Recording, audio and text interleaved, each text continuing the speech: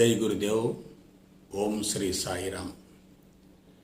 దివ్య ప్రేమ స్వరూపులారా, నిన్న మీరు గురు సందేశంలో ఇంద్రియ నిగ్రహాన్ని గురించి తెలుసుకున్నారు. ఈరోజు మనస్సు మర్మాన్ని గురించి తెలుసుకోబోతున్నారు.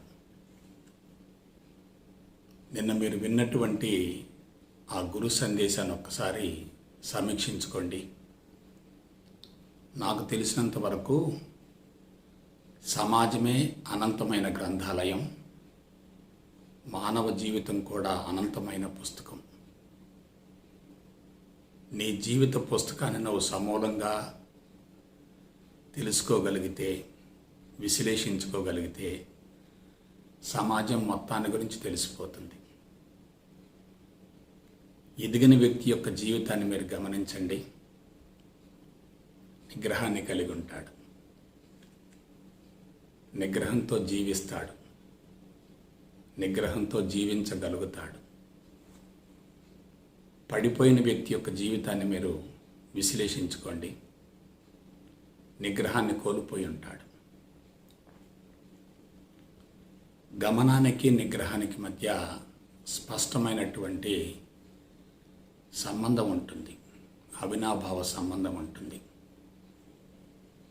నిగ్రహాన్ని కోల్పోవటం అంటే గమనాన్ని కోల్పోవటమే.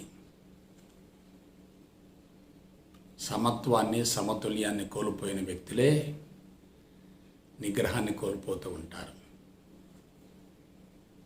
సమత్వంలో, సమతుల్యంలో జీవించేటటువంటి వ్యక్తుల జీవితం నల్లేరు మీద బండిలాగా కొనసాగుతుంది. నాకు తెలిసినంత వరకు ప్రస్తుత కాలమాన పరిస్థితులలో నిగ్రహాన్ని పాటించడం చాలా కష్టం.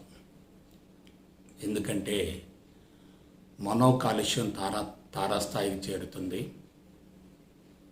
సమాజం మొత్తం కలుషితమైంది. వింటున్న వార్తలు కానీ, చూస్తున్న దృశ్యాలు కానీ మనిషిని సమూలంగా కలుషితం చేస్తున్నాయి. అంతరంగంలో నెగిటివ్ ఉన్నప్పుడు, కలుషితం ఉన్నప్పుడు, కాలుష్యం ఉన్నప్పుడు దాన్ని తొలగించుకోవాలని మనిషి విష ప్రయత్నం చేస్తూ ఉంటాడు. ఆ ప్రయత్నంలోనే నిగ్రహాన్ని కోల్పోతూ ఉంటాడు. చెడుని ఎవరూ భరించలేరు, దానిని తొలగించుకునే ప్రయత్నం చేస్తూ ఉంటారు. ఆ తొలగించుకునే ప్రయత్నంలోనే మనిషి సమత్వాన్ని, సమతుల్యాన్ని కోల్పోతూ ఉంటాడు. శారీరక అవసరాలు తీరక, మనసులో కోరికలు బలీయంగా ఉండి వాటిని బలవంతంగా అణుచుకోవటం ద్వారా మనిషి తప్పనిసరిగా నిగ్రహాన్ని కోల్పోయే అవకాశం ఉంటుంది. కాబట్టి అణుచుకోవటం కాదు, అనుభవించటం కాదు, జయించగలగాలి. లేదు, వాటిని పూర్తిగా వదిలివేయగలగాలి. జయించటం ఉన్నతమైన లక్షణం అయితే వదిలివేయటం అనేది సన్యాసి లక్షణం అవుతుంది. కాబట్టి ఆధ్యాత్మికత అనేది, జీవిత సత్యాలు అనేవి తెలుసుకోవటానికి ఆకర్షణీయంగా ఉంటాయి, కానీ ప్రయోగపూర్వకంగా అమలు కావటం చాలా కష్టం. జనాభా విపరీతంగా పెరుగుతుంది. వనరులు గణనీయంగా తరిగిపోతున్నాయి. వనరుల కోసం వేట కొనసాగుతుంది. మనిషికి మనిషే శత్రువు అయ్యాడు. సజాతి పోరాటంతో పాటు విజాతి పోరాటం కూడా జరుగుతుంది. టెక్నాలజీ తారాస్థాయికి వచ్చింది. సైన్సు, సాంకేతిక పరిజ్ఞానం మనిషిని సమూలంగా బలహీనపరిచింది. పారిశ్రామిక ఉత్పత్తులు గణనీయంగా పెరుగుతున్నాయి. ఆకర్షణీయమైనటువంటి వస్తువులు మార్కెట్లోకి విడుదలవుతున్నాయి. ఎవరైనా వాటిని కావాలని కోరుకుంటూ ఉంటారు. మరొక దురదృష్టం ఏంటంటే, ఒక వ్యక్తి మరొక వ్యక్తితో నిరంతరం పోల్చుకుంటూ ఉంటాడు. ఎదుటి వ్యక్తి కంటే తాను ఉన్నతంగా జీవించాలని పరితపిస్తూ ఉంటాడు, భావిస్తూ ఉంటాడు. అది సహజమే. ఆ తపంలో, ఆరాటంలో ఏదో కావాలని కోరుకుంటూ ఉంటాడు. కోరుకున్నది లభించినప్పుడు తాత్కాలికంగా సంతృప్తి కలుగుతుంది. లభించకపోతే మళ్ళా తీవ్రమైన అసంతృప్తి కలుగుతుంది. ఈ విధంగా మనిషి ఒక విషవలయంలో ఇరుక్కున్నాడు. మాయాక్షేత్రంలో బంధించబడ్డాడు. దాని నుండి బయటపడలేకపోతున్నాడు. అందుకు ఆధ్యాత్మిక మార్గాన్ని ఎన్నుకుంటూ ఉన్నారు చాలామంది. అయితే ఆధ్యాత్మిక మార్గం కూడా సమూల శాశ్వత పరిష్కారం కాదు.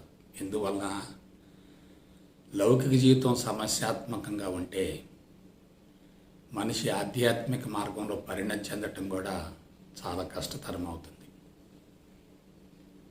ఎందుకంటే లౌక్యము ఆధ్యాత్మికం రెండు కూడా వేరు కాదు, ఒకటే.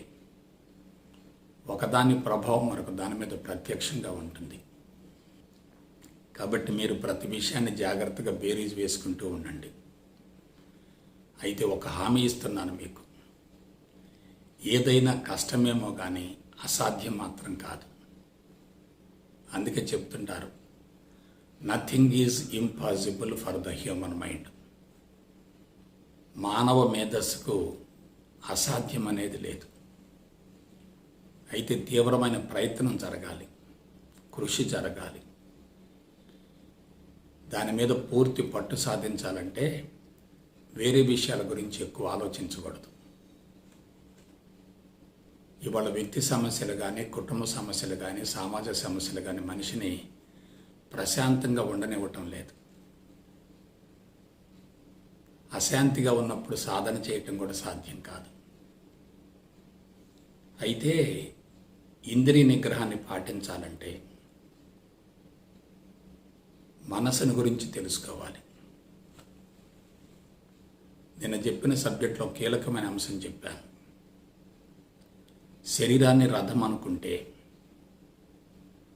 ఇంద్రియాల గుర్రాలు, పగ్గం అనేది మనసు, రథసారథి బుద్ధి, యజమాని ఆత్మ. కాబట్టి ఇంద్రియ నిగ్రహం దేని చేతిలో ఉంది? మనసు చేతిలో ఉంది. బుద్ధి, మనసు, ఇంద్రియాలు, శరీరం. శరీరము, ఇంద్రియాలు, మనసు, బుద్ధి. శరీరం స్థూలంగా ఉంటుంది, ఇంద్రియాలు సూక్ష్మంగా ఉంటాయి, మనసు ఇంకా సూక్ష్మంగా ఉంటుంది, దానికంటే బుద్ధి ఇంకా సూక్ష్మంగా ఉంటుంది. కాబట్టి మనం శరీరాన్ని గురించి తెలుసుకున్నాం, ఇంద్రియాల గురించి తెలుసుకున్నాం, ఇప్పుడు మనసుని గురించి తెలుసుకుందాం. ఆ తదుపరి బుద్ధిని ఏ విధంగా సమత్వంలో ఉంచుకోవాలో చక్కటి ప్రణాళిక వేసుకుందాం. బిడ్డలారా, మనోమూలం ఇదం జగత్ అన్నారు. మనోమూలం ఇదం జగత్. మనసు అనేదే భౌతిక జగత్తుకు మూలం. మనసు అనేదే భౌతిక జగత్తుకు మూలం. మనసు లేకుండా భౌతిక జగత్తు లేదు. మనసే మనిషికి ఆధారం, మనసే మనిషికి మూలం. మనసుని గురించి తెలుసుకుంటే జీవిత సారాంశం అంతా పూర్తిగా అవగాహన అవుతుంది. మనసుని గురించి తెలుసుకోకపోతే మనిషి జీవితం అసంపూర్ణంగా, అసంతృప్తిగా కొనసాగుతుంది, అదే రీతిలో ముగుస్తుంది. కాబట్టి మనసుని గురించి పూర్వపరాలు మొత్తం తెలుసుకునేటట్లయితే సృష్టి రహస్యం, విశ్వ రహస్యం పూర్తిగా తెలిసిపోతాయి. ఆ రెండింటిలోనే మానవ జీవిత రహస్యం కూడా దాగింది. ఆధ్యాత్మిక సాధకులకు కూడా పరిణతి చెందటానికి మనసే ప్రధాన అవరోధం అవుతుంది. ఎందుకంటే ఎక్కువ మంది యొక్క కంప్లైంట్ ఏమిటంటే ఆరోపణ ఏమిటంటే మాకు మనసు నిలకడగా ఉండటం లేదు, మనసు చంచలంగా ఉంటుంది, మనసును నియంత్రించలేకపోతున్నాం, ఈ విధంగా ఆరోపణ చేస్తూ ఉంటారు. మనసు నిలకడగా ఉండటం కోసమే సాధన కావాలి కదా. మరి మనసు నిలకడగా లేనప్పుడు, మనసు చంచలంగా ఉన్నప్పుడు సాధన సాధ్యమవుతుందా? అందుకే యక్షుడికి ధర్మరాజుకి మధ్య జరిగినటువంటి సంవాదంలో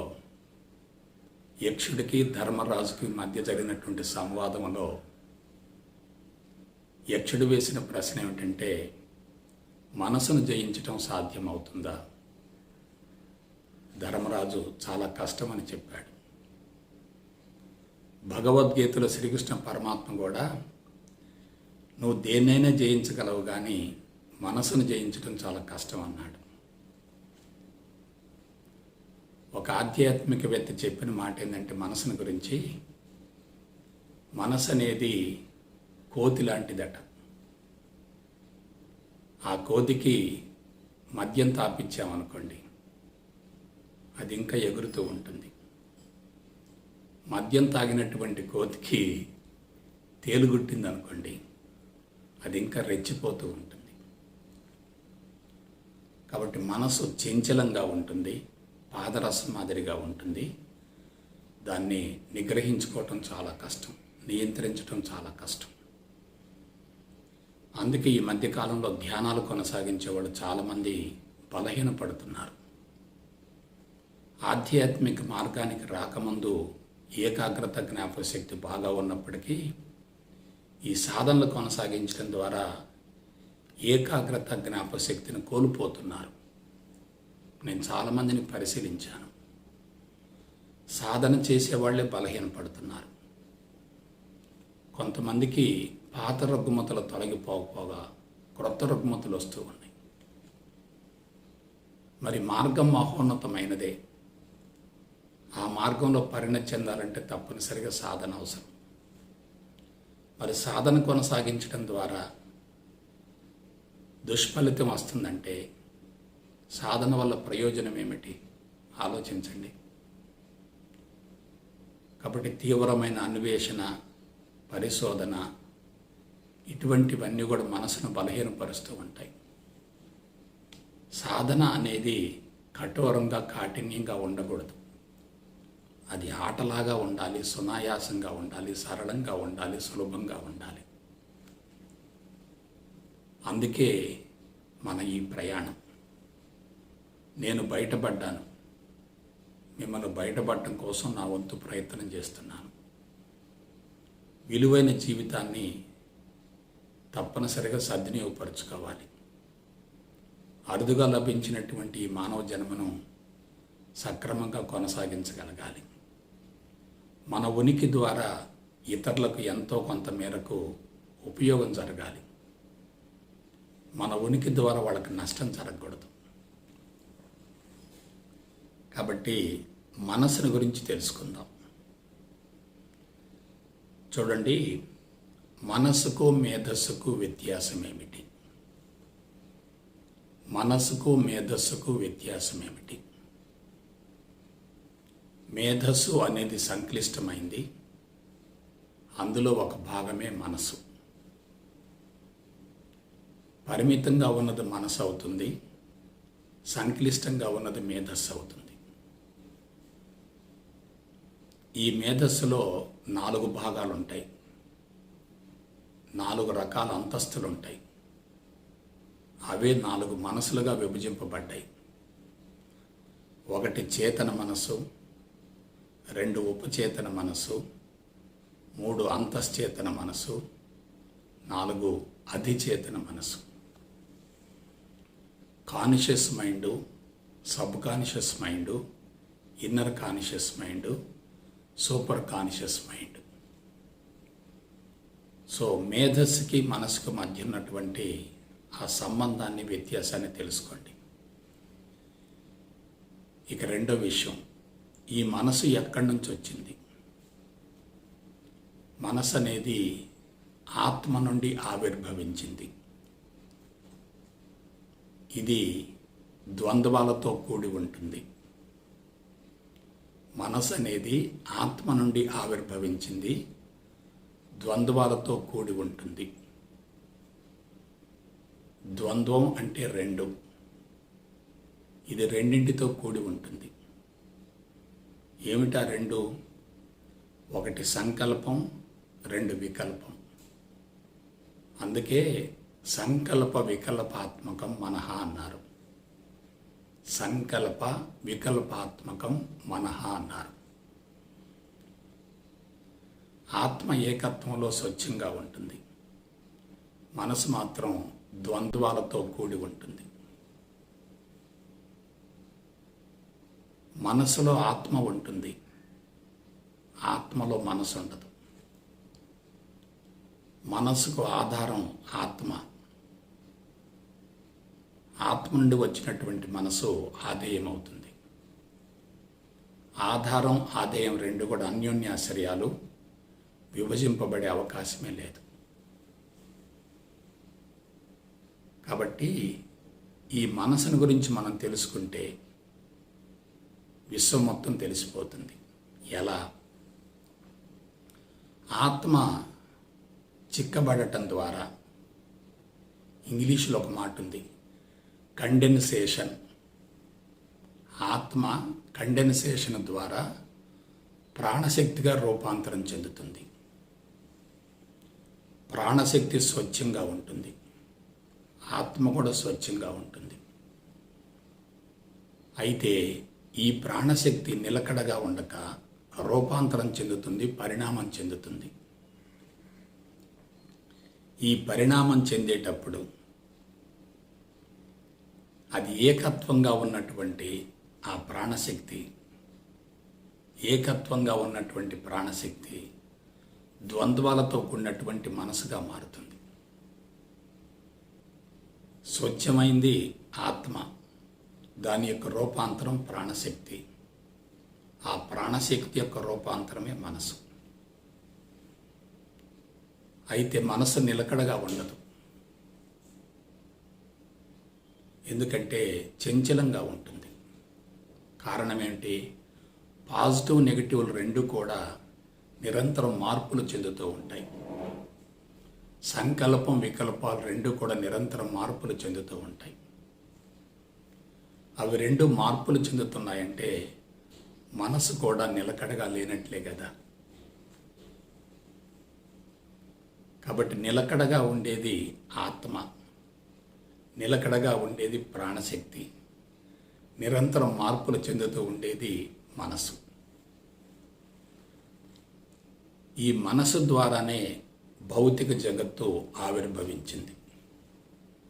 మనసు ద్వారానే మానవ దేహం ఆవిర్భవించింది.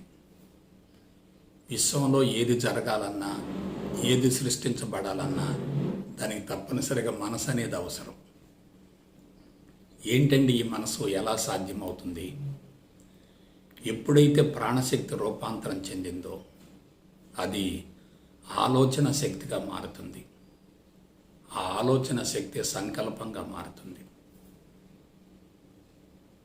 సంకల్పం అనేది ఎప్పుడైతే ఏర్పడిందో ఆ సంకల్పం నెరవేర్చుకోవటం కోసం తప్పనిసరిగా ఆకారం కావాలి, వస్తువు కావాలి, రూపం కావాలి. సంకల్పం ప్లస్ వస్తువు తయారైందనుకోండి, అది సృష్టి అవుతుంది.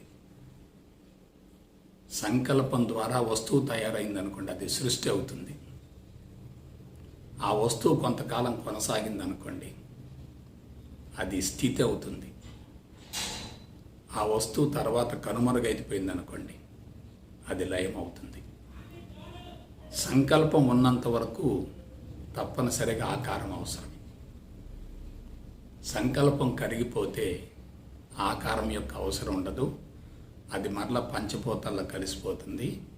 ఆ పంచభూతాలు మరలా ఆత్మగా రూపాంతరం చెందుతాయి. ఇదంతా ఒక వలయం. కాబట్టి మనసు నిలకడగా ఉండదు, దానికి స్వయం ప్రకాశం లేదు. అందుకే చంద్రమా మానసో జాయతః అన్నారు.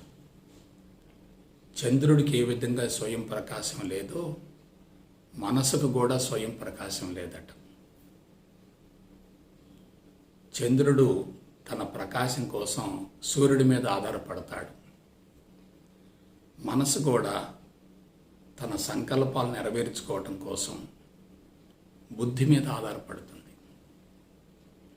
డెసిషన్ తీసుకోవటం అనేది బుద్ధి చేతిలో ఉంటుంది.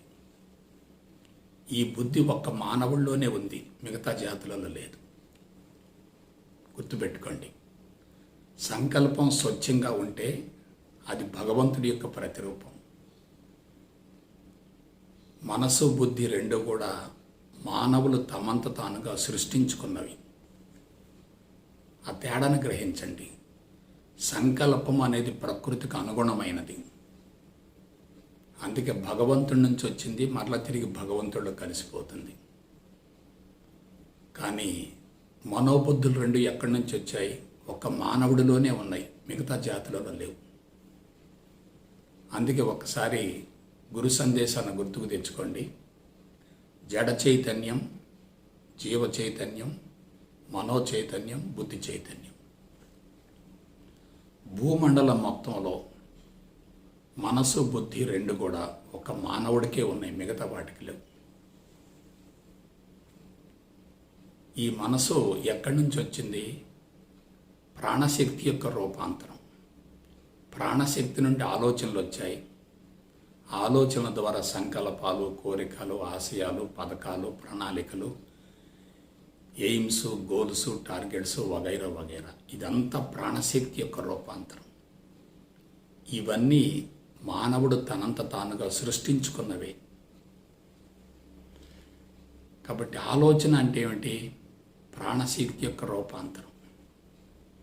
ఈ ఆలోచనలు ఎక్కువగా ఎవరికి వస్తాయి? ఒక మానవుడికే వస్తాయి. మానవుడికి ఆలోచనలు ఎక్కువగా రావడానికి మూల కారణం ఏంటి? సంకల్పం, వికల్పం, ద్వంద్వాలు. సంకల్ప వికల్పాలు మారుతూ ఉంటే మనిషిలో అస్థిమితం ఎక్కువగా ఉంటుంది. సంకల్పం వికల్పం రెండు సమాన స్థాయిలో ఉంటే మనిషి ప్రశాంతంగా ఉంటాడు. సంకల్పంలో వికల్పం ఉంటుంది, వికల్పంలో సంకల్పం ఉంటుంది. ఇంకొక విషయం చెప్తున్నాను. సహజమైనటువంటి సృష్టి భగవంతుడి నుంచి వచ్చింది. కానీ అహంకారంతో కూడినటువంటి సృష్టి తర్వాత ఆవిర్భవించింది. వృక్షాలకి ఎంతో కొంతమేరకు అహంకారం ఉంటుంది. జంతువులకు అంతకంటే ఎక్కువ అహంకారం ఉంటుంది.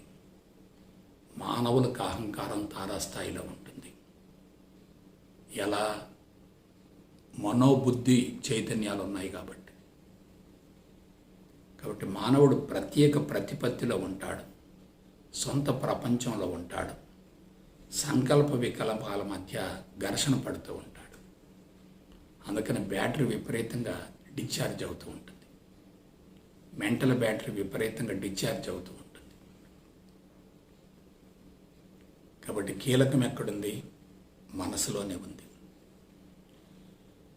శరీరము, ఇంద్రియాలు, మనసు, బుద్ధి, ఆత్మ. శరీరము, ఇంద్రియాలు, మనసు, బుద్ధి, ఆత్మ. మొత్తం 5 చెప్పాను. శరీరము, ఇంద్రియాలు, మనసు, బుద్ధి, ఆత్మ. వీటిలో మధ్యలో ఏముంది? మనసు ఉంది. కాబట్టి మనసు ఒకవైపు ఇంద్రియాలతోటి, ఆ తరువాత శరీరంతో, మరొక వైపు బుద్ధితోటి, ఆత్మతోటి అనుసంధానమై ఉంటుంది. కాబట్టి అన్నింటికి మధ్యలో ఉంటుంది. అది ఊగిసలాట్లో ఉంటుంది, బంధాలను పెంచుతూ ఉంటుంది. అందుకే అంటూ ఉంటారు, మన ఏవ మనుష్యానాం కారణం బంధ మోక్షయోహో అన్నారు. బిడ్డలారా, మీ కీ పాయింట్ చెప్తున్నాను.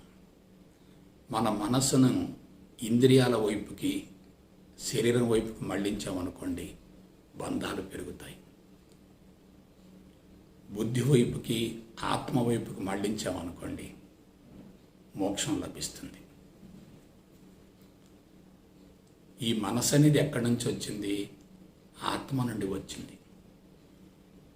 ఆత్మను గురించి తెలుసుకోవటానికి మనసు కావాలి, కానీ ఆత్మస్థితికి చేరటానికి మనసే అవరోధం. తెలుసుకోవటం కోసం మనసు కావాలి, కానీ పరిణతి చెందటం కోసం మనసే అవరోధం అవుతుంది. దీనికి ఒక చిన్న ఎగ్జాంపుల్ చెప్తాను. మనకి వర్షం పడుతుంది. వర్షం పడటానికి మూలం ఏంటి? మేఘం. ఆ మేఘం ఎక్కడి నుంచి వచ్చింది? సముద్రపు నీరు ఆవిరైనందువల్ల మేఘం వచ్చింది. సముద్రపు నీరు ఆవిరి కావటానికి మూలం ఏమిటి? సూర్యరశ్మి. సూర్యరశ్మి యొక్క వేడి వలన సముద్రపు నీరు ఆవిరై మేఘంగా తయారైంది. ఆ మేఘం ఏం చేస్తుంది? సూర్యుడిని కప్పి ఉంచుతుంది. మేఘం అడ్డున్నందువల్ల సూర్యుడు కనిపించడు. మేఘం తొలగిపోతేనే సూర్యుడు కనిపిస్తాడు. కాబట్టి సూర్యుడి నుండి ఆవిర్భవించినటువంటి మేఘం సూర్యుడిని తాత్కాలికంగా కప్పివేసినట్లుగానే ఆత్మ నుండి ఆవిర్భవించినటువంటి మనసు ఆత్మను చేరటానికి అవరోధం అవుతుంది, ఆత్మను కప్పి ఉంచుతుంది. మేఘం తొలగిపోయిందనుకోండి, సూర్యుడు బయటపడతాడు. మనసు కరిగిపోయిందనుకోండి, ఆత్మస్థితికి చేరవచ్చు. ఇదే ఆధ్యాత్మికత. కాబట్టి మనస్సు అవసరం, కానీ అదే అవరోధం. మనసు లేకపోతే మనిషి లేడు, మనిషి లేకపోతే జీవితం లేదు. మానవ జీవితం లేకపోతే సమాజం, ప్రపంచం, ప్రకృతి, విశ్వాలు ఎక్కడే? ఆలోచించండి ఒకసారి. కాబట్టి ఒక రకంగా మనసు మనిషికి వరమే, కానీ ఆ మనసే మనిషికి శాపం. ఆ మనసే మనిషికి శాపం. ఇది ఎట్లా? సంకల్పం, వికల్పం. సంకల్పం అంటే వరం, వికల్పం అంటే శాపం. సో జ్ఞాని సంకల్ప వికల్పాల మధ్య ఉన్నటువంటి వ్యత్యాసాన్ని గమనిస్తాడు, గ్రహిస్తాడు. అందుకని వికల్పాన్ని కరిగించుకుంటాడు, సంకల్పంలో జీవిస్తాడు. అజ్ఞాని సంకల్పానికి వికల్పానికి మధ్య ఉన్నటువంటి సమన్వయాన్ని తెలుసుకోలేక ఘర్షణ వైఖరిలో ఉంటాడు. మనం ప్రపంచంతో ఘర్షణ పడటం అంటే మానసిక స్థాయిలో ఉన్నట్లే. ఇంకొక విషయం చెప్తున్నాను. శరీరం ఎప్పుడూ సుఖాన్ని కోరుకుంటూ ఉంటుంది, సుఖ సౌకర్యాల కోసం ఆరాటపడుతూ ఉంటుంది, తమో గుణాన్ని విపరీతంగా పెంచుకుంటుంది. ఇంద్రియాలు విలాస వినోద శృంగారాల కోసం రెచ్చగొడుతూ ఉంటాయి, ఆరాటపడుతూ ఉంటాయి. ఆ రెండింటికి మూలం కూడా మనసే. మనసు శారీరక మమకారం నుండి బయటపడిన, ఇంద్రియ నిగ్రహాన్ని పాటించగలిగిన, అది బుద్ధి వైపుకు మళ్ళుతుంది, ఆత్మకు చేరువవుతుంది. మళ్ళొకసారి ఆలోచించండి. శరీరం సుఖాన్ని కోరుకుంటుంది, అదే తమోగుణం. ఇంద్రియాలు విలాస వినోద శృంగారాల కోసం ఆరాటపడుతూ ఉంటాయి, అదే రజోగుణం. ఈ తమోగుణం, రజోగుణం రెండు ఎక్కడి నుంచి వచ్చాయి? మనసు ద్వారా వచ్చాయి. అయితే మనసు బలహీనపడింది అనుకోండి, అది క్రిందికి వస్తుంది. మనోబలం బాగా ఉందనుకోండి, అది బుద్ధి వైపుకు మళ్ళుతుంది, ఆత్మకు చేరువవుతుంది.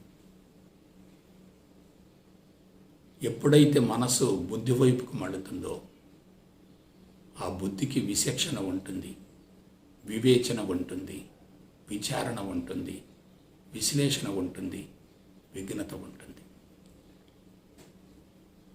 అప్పుడు అది మనసును అదుపు చేస్తుంది, మనసును సమత్వంలో ఉంచుతుంది.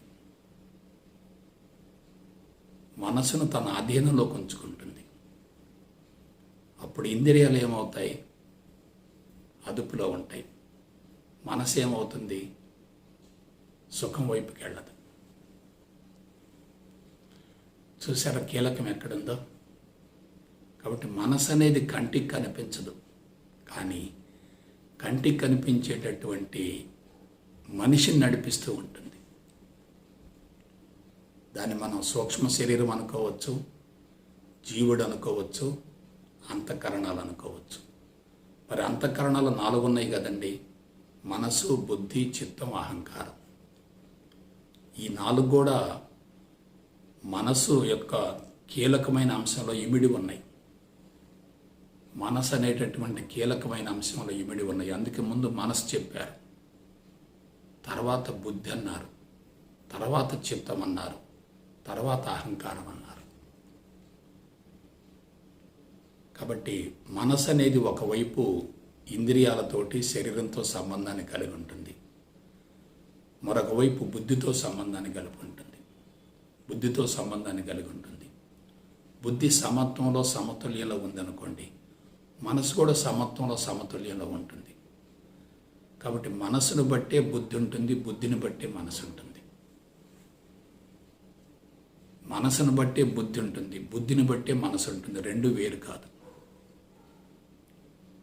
బుద్ధి సమత్వంలో సమతుల్యంలో ఉంటే మనసు కూడా అదే విధంగా ఉంటుంది. మనసు ప్రశాంతంగా ఉంటే బుద్ధిలో పక్షపాతం ఉండదు.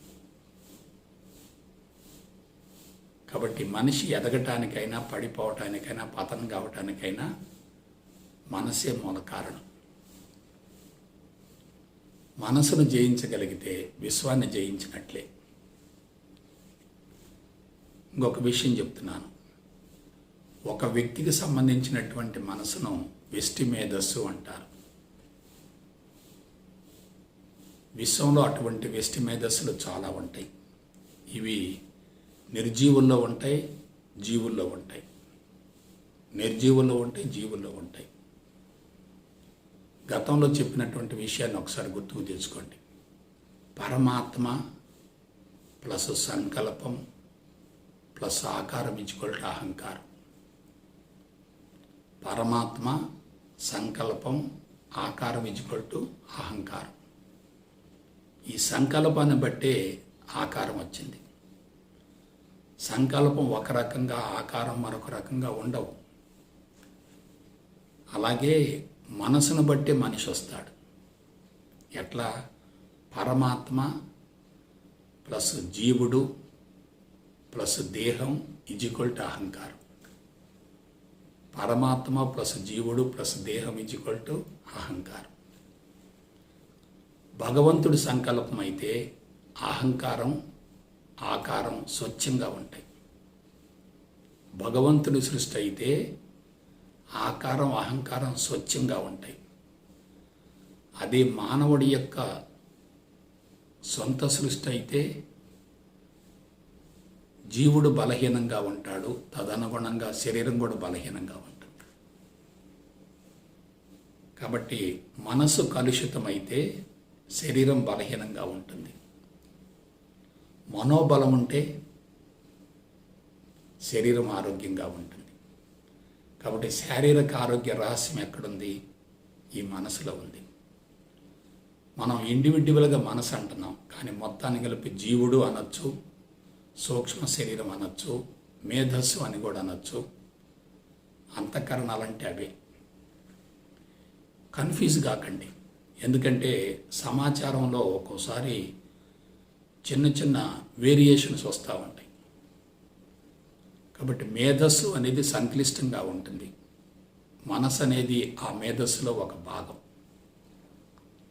చేతన మనసు, ఉపచేతన మనసు, అంతచేతన మనసు, అధిచేతన మనసు. ఎక్కడ పొరపాటు జరిగింది? మానవ జీవితం ఎక్కడ గాడి తప్పింది? ఎందుకు గాడి తప్పింది? మూల కారణం ఏంటి? దీన్ని ఒకసారి విశ్లేషించుకుంటే ఏమీ లేదు.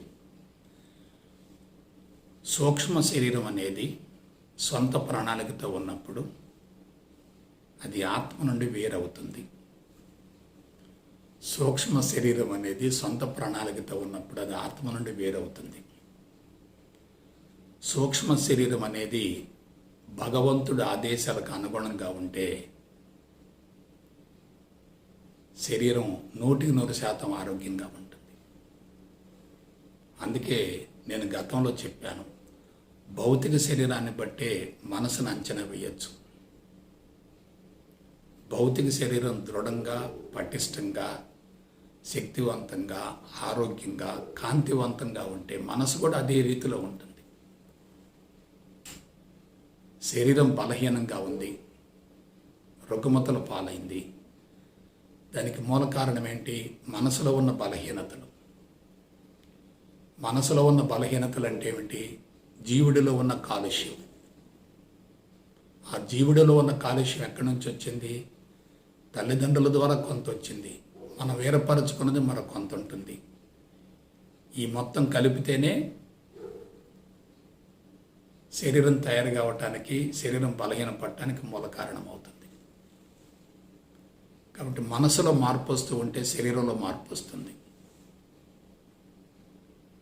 మనసు బలహీనంగా ఉంటే ఆరోగ్యంగా ఉన్న శరీరం కూడా రుగ్మతల పాలవుతుంది. మనోబలం పెరుగుతూ ఉంటే జబ్బులతో ఉన్న శరీరం కూడా ఆరోగ్యంగా మారుతుంది, కాంతివంతంగా మారుతుంది, తేజస్సుగా మారుతుంది. కాబట్టి కీలకం ఎక్కడుంది? మనసులోనే ఉంది. అయితే ఈ మనసు అనేది 3 అంతస్తుల్లో పనిచేస్తూ ఉంటుంది. 1 దానవత్వం, 2 మానవత్వం, 3 దివ్యత్వం. దానవత్వం, మానవత్వం, దివ్యత్వం. అసలు మానవుడంటే మానవత్వంతో కూడినటువంటి మనసుండి నిరంతరం మార్పులు చెందేవాడు. మానవత్వంతో కూడిన మనసుండి నిరంతరం మార్పులు చెందేవాడే మానవుడు. మానవత్వం అంటే ఏమిటి? కరుణ, జాలి, దయ, ప్రేమ, అనురాగం, ఆప్యాయత. కరుణ, జాలి, దయ, ప్రేమ, అనురాగం, ఆప్యాయత. ఇవి 6 ఉత్తమ లక్షణాలు.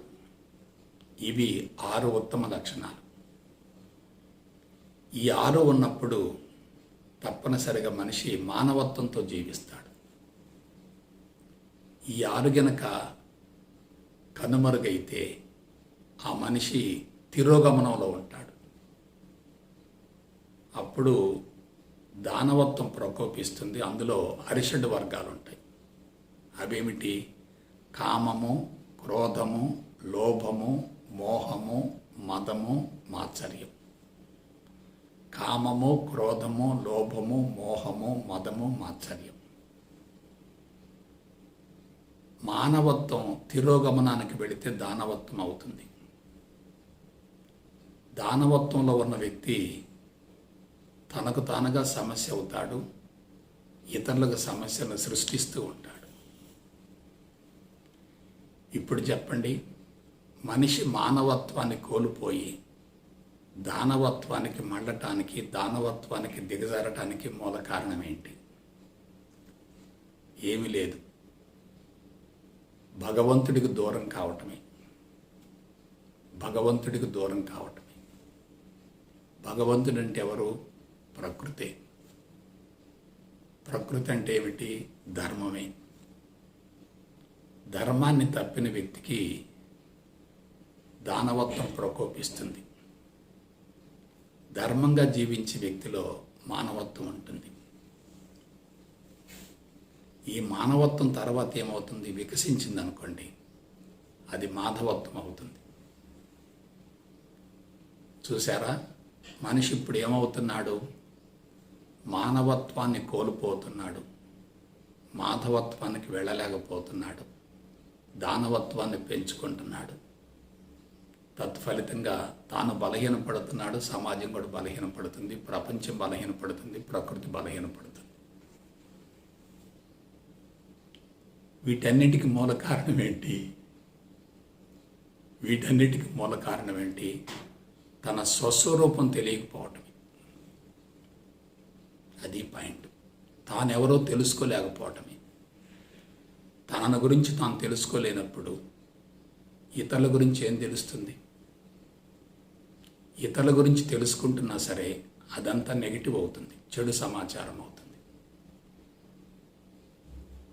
ఇంకొక విషయం లాస్ట్ అండ్ ఫైనల్ చెప్తున్నాను. మనసుకు జ్ఞానానికి మధ్య అవినాభావ సంబంధం ఉంటుంది. మనసు ఎంతవరకు వ్యాపించి ఉంటుందో జ్ఞానం కూడా అంతవరకు వ్యాపించి ఉంటుంది. మనసు వికసించే కొలది అపారమైన జ్ఞానం వస్తుంది. మనసు కుంచుకునే కొలది జ్ఞానం పరిమితం అవుతుంది. జ్ఞానం పరిమితమైతే అసంతృప్తి, అలజడి ఎక్కువగా ఉంటాయి. జ్ఞానం అనంతమైతే మనసు వికసిస్తూ ఉంటే ఆనందం పొంగుతూ ఉంటుంది. కాబట్టి ఆనందం పొందడానికి ఒకే ఒక చక్కటి రాచబాట ఏమిటంటే మనసు వికసించాలి, మనసు విస్తరించాలి, మనసు అనంతం కావాలి. ఇంకో కీలకమైన పాయింట్ చెప్తాను. మనసు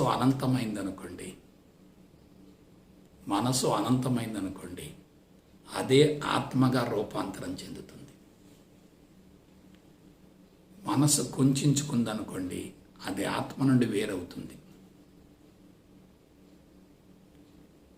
మనసులో ఆత్మ ఉంటుంది, మనసు ఆత్మలో ఉండదు. మనసులో ఆత్మ ఉంటుంది, మనసు ఆత్మలో ఉండదు. అదే మనసు వికసిస్తూ ఉంటే ఆత్మకు చేరువవుతుంది. మనసు కుంచుకుంటే ఆత్మకు దూరం అవుతుంది. భూమండలం మొత్తంలో సమస్త ప్రాణికోటిలోకెల్లా మనసు కుంచుకొని అహంకారం బలోపేతం చేసుకొని బుద్ధి సమత్వాన్ని కోల్పోయి మనసును అశాంతి పాలు చేసి ఇంద్రియాల ఉద్రేకాన్ని పెంచుకొని శారీరక సుఖానికి అలవాటు పడి ప్రకృతిని పతనం చేస్తున్నటువంటి ఒకే ఒక జాతి మానవుడు. కాబట్టి మనసును జాగ్రత్తగా ఉపయోగించుకుంటే మానవ జీవితానికి వరం అవుతుంది. మనసును ఏమాత్రం సరైన పందాలు నడిపించలేకపోతే అదే మనిషికి శాపం అవుతుంది. ఆ మనసు దేని చేతిలో ఉంటుంది? బుద్ధి చేతిలో ఉంటుంది. బుద్ధిలో ఉన్నటువంటి పాశుపతాస్త్రం ఏంటి? విచక్షణ. ఏది చెయ్యాలో అది చెయ్యాలి, ఏది చేయకూడదు అది చేయకూడదు, ఎలా ఉండాలో అలా ఉండాలి, ఎలా ఉండకూడదు అలా ఉండకూడదు. మనం ఎన్నుకునే బాట సక్రమంగా ఉంటే ఫలితం అద్భుతంగా ఉంటుంది. మనం బాటను ఎన్నుకునేటప్పుడే పొరపాటు పడితే అంతిమంగా దుష్ఫలితం వస్తుంది. ఎటువంటి బాటను ఎన్నుకోవాలి అనే దానికి బుద్ధి యొక్క విచక్షణ ఉపయోగపడుతుంది. కాబట్టి మనిషి ఎదుగుతూ ఉన్నప్పుడు మంచి బాటను ఎన్నుకుంటాడు. మనిషి మాయలో ఉన్నప్పుడు చెడు బాటను ఎన్నుకుంటాడు. అంతిమంగా తీవ్ర అసంతృప్తికి, నిరాశకు, నిస్పృహకు లోనవుతాడు. కాబట్టి కీలకం ఎక్కడుంది? అంతా మనసులోనే ఉంది. మనసును కరిగించటమే మోక్షం, మనసును జయించటమే సంపూర్ణ స్వేచ్ఛ. మనసే బంధాలకు మూలం, మనసే సమస్యలకు మూలం, మనసే రుగ్మతలకు మూలం, మనసే దుఃఖానికి మూలం, మనసే విచారానికి మూలం. అన్ని నెగిటివ్స్కి మొత్తానికి మనసే మూలం, పాజిటివ్స్ కూడా మనసే మూలం. కాబట్టి ఒక సైడ్ చూసామనుకోండి, మనసు ఉన్నతంగా ఉన్నట్లు కనిపిస్తుంది. మరో సైడ్ చూసామనుకోండి, మనసు దిగజారినట్టు కనిపిస్తుంది. నెగిటివ్లో పాజిటివ్ ఉంటుంది, పాజిటివ్లో నెగిటివ్ ఉంటుంది. కానీ ఒక విషయం చెప్తున్నాను, ఉన్నది పాజిటివే, నెగిటివ్ ఎక్కడా లేదు. మాయలో ఉన్న వ్యక్తి పాజిటివ్ని నెగిటివ్గా భావిస్తాడు. సత్యదర్శనమైన వ్యక్తి నెగిటివ్ను పాజిటివ్గా భావిస్తాడు. అజ్ఞానం లేకపోతే జ్ఞానం కోసం ఆరాటం ఎందుకు ఉంటుంది? అధర్మం లేకపోతే ధర్మం కోసం ప్రయత్నం ఎక్కడ జరుగుతుంది? సమస్య లేకపోతే పరిష్కారం కోసం అన్వేషణ ఎందుకు జరుగుతుంది? కాబట్టి సమస్య మనసుదే, పరిష్కారం మనసుదే. రెండు మనసుకు సంబంధించినవే, దాన్ని వాడుకునే విధానాన్ని బట్టి ఉంటుంది. ఒక కత్తిని ప్రాణం తీయటానికి వాడచ్చు, ప్రాణం పోయటానికి వాడచ్చు. అగ్గిపుల్లని ప్రమిద వెలిగించడానికి వాడచ్చు, గృహదహనానికి వాడచ్చు. మనం కన్స్ట్రక్షన్ అనుకున్న దానిలో డిస్ట్రక్షన్ ఉంటుంది, డిస్ట్రక్షన్ అనుకున్న దానిలో కన్స్ట్రక్షన్ ఉంటుంది. కన్స్ట్రక్షన్ డిస్ట్రక్షన్ రెండు వదిలేసామనుకోండి, అదే మోక్షం, అదే స్వేచ్ఛ, అదే భగవంతుడండి. కాబట్టి భగవంతుడిగా నీ జీవితాన్ని మలుచుకోవటం కోసం మనసును ఆడుకోవాలి. కానీ ఆ మనసును వదిలేయగలగాలి, దానిని కరిగించగలగాలి, అధిగమించగలగాలి. అందుకు భూమండలం మొత్తంలో ఒక ఆధ్యాత్మిక మార్గం తప్ప వేరే ప్రత్యామ్నాయం లేదు లేదు లేదు. ఎందుకంటే సైన్సు సాంకేతిక పరిజ్ఞానం పదార్థం మీద ప్రయోగాలు చేస్తున్నది, కానీ పరమార్థం మీద ప్రయోగాలు చేయటం లేదు. జీవిత పరమార్థం నెరవేర్చుకునే విధానాన్ని ఎవరు తెలియజేయటం లేదు. ఆ జీవిత పరమార్థం నెరవేరాలంటే మనసు అనేటటువంటి పదునైన కత్తిని మనం జాగ్రత్తగా వాడుకోవాలి. నెగిటివ్కు భయపడకూడదు, నెగిటివ్ చూసి పారిపోకూడదు, దాని నుంచి తప్పించుకోకూడదు. అది కూడా మనసులో ఒక భాగం అనుకోవాలి. అందుకు మనమేం చేయాలి? ఆత్మస్థితి నుండి జీవించగలగాలి. శూన్యం నుండి మన దైనందిన కార్యక్రమాలు నెరవేర్చగలగాలి. అందుకు ఈ గురు సందేశాలు మీకు అద్భుతంగా ఉపయోగపడతాయి. జ్ఞాన ప్రవాహం పొంగుతుంది. జ్ఞానామృతాన్ని మీ దోసెల్లో పోస్తున్నాను. జ్ఞాన గంగతోటి మీ ఆధ్యాత్మిక తృష్ణను తీర్చుకోండి. ఇటువంటి అవకాశం మరలా రాదు. వింటున్నప్పుడు కొంత అనుమానం వస్తుంది, ఎందుకంటే మీ మనసులో ఆల్రెడీ వేరే సమాచారం ఉంది, మీ అంతరంగంలో ఆల్రెడీ వేరే సమాచారం ఉంది. దానికి దీనికి మధ్య క్లాష్ జరుగుద్ది. అందులో ఇవాళ ఆధ్యాత్మిక పురోభివృద్ధి కన్నా ఆధ్యాత్మిక కన్ఫ్యూజన్ పెరుగుతుంది. ఎందుకంటే ఒక్కొక్కళ్ళు ఒక్కొక్క రకంగా ఇస్తున్నారు. అవి తప్పు మాత్రం కాదు, కానీ పరిపూర్ణం కాదు. నేను తప్పు అంటలేదు, కానీ పరిపూర్ణం కాదు. పరిపూర్ణ జీవితం కావాలంటే పరిపూర్ణ జ్ఞానం కావాలి. పరిపూర్ణ జ్ఞానాన్ని అందించేవాళ్ళు లేరు, పరిపూర్ణ జ్ఞానం కోసం పరితపించేవాళ్ళు కూడా లేరు. కాబట్టి బిడ్డలారా, మనసును గురించి అన్ని కోణాల నుంచి లోతుగా విశ్లేషించుకొని దానిని సక్రమైన పందాల ఉపయోగించుకొని మీ జీవితాన్ని సార్థకం చేసుకుంటారని మనసా వాచ కర్మణ కోరుకుంటూ సెలవు తీసుకుంటా. జై గురుదేవ్, జై గురుదేవ్, జై గురుదేవ్.